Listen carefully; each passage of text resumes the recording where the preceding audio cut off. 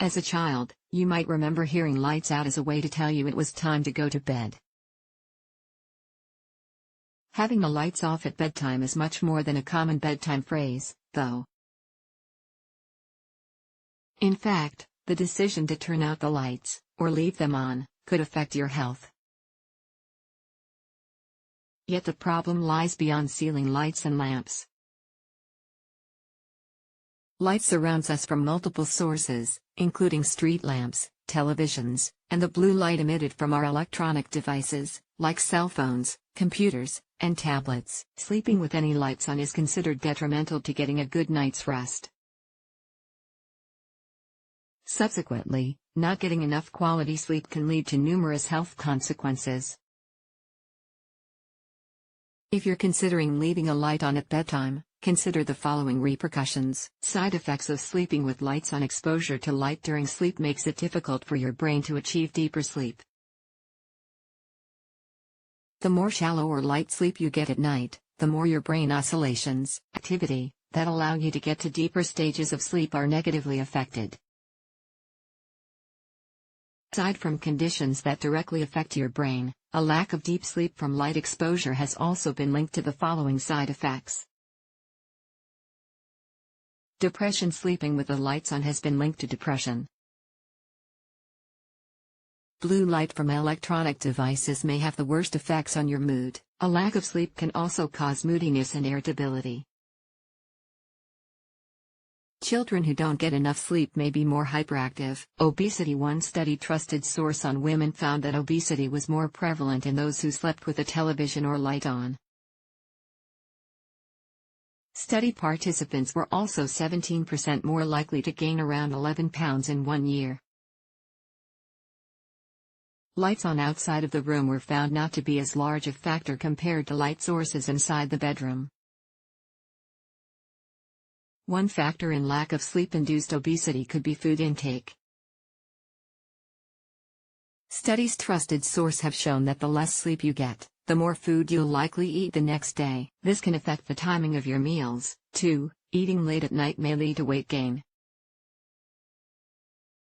Accidents. Not getting enough quality sleep makes you less alert the next day. This can be especially dangerous if you drive a car or other type of machinery. Older adults may also be more prone to falls. Increased risk of chronic illnesses. If light continues to interfere with your sleep in the long term, you could be at an increased risk of certain chronic illnesses, whether you have obesity or not. These include high blood pressure, hypertension, heart disease, and type 2 diabetes.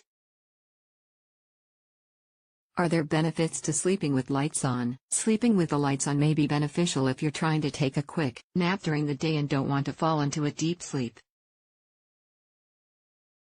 However, this technique still doesn't lend itself to quality of sleep. Night lights and other light sources may be helpful for young children who might be afraid of the dark. As children get older, it's important to start weaning them off of light sources at night so they can achieve better sleep. Overall, the risks of sleeping with the lights on outweigh any possible benefits.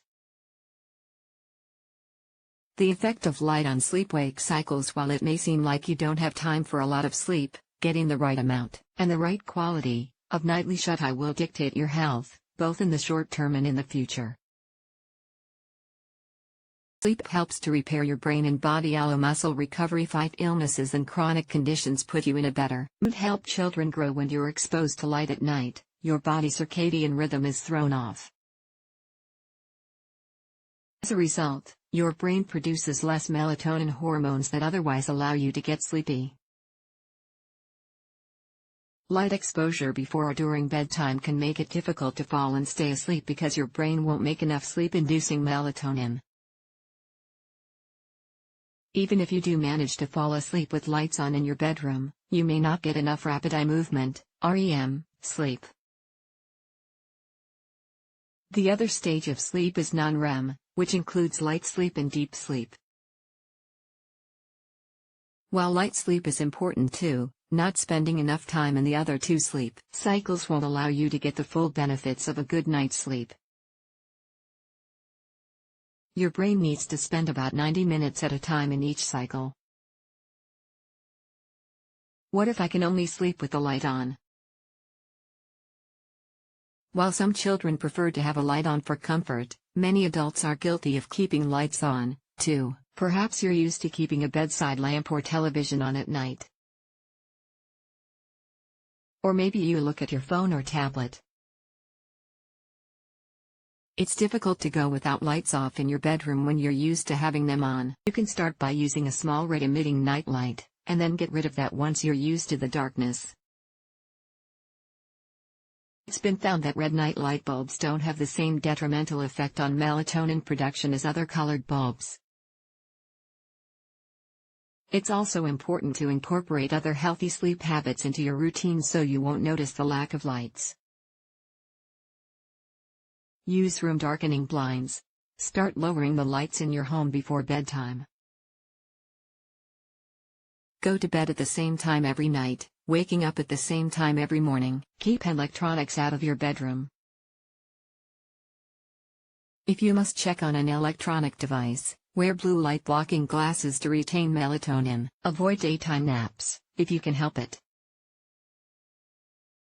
Exercise earlier in the day, such as in the morning or afternoon. Avoid alcohol, caffeine, and large meals at night.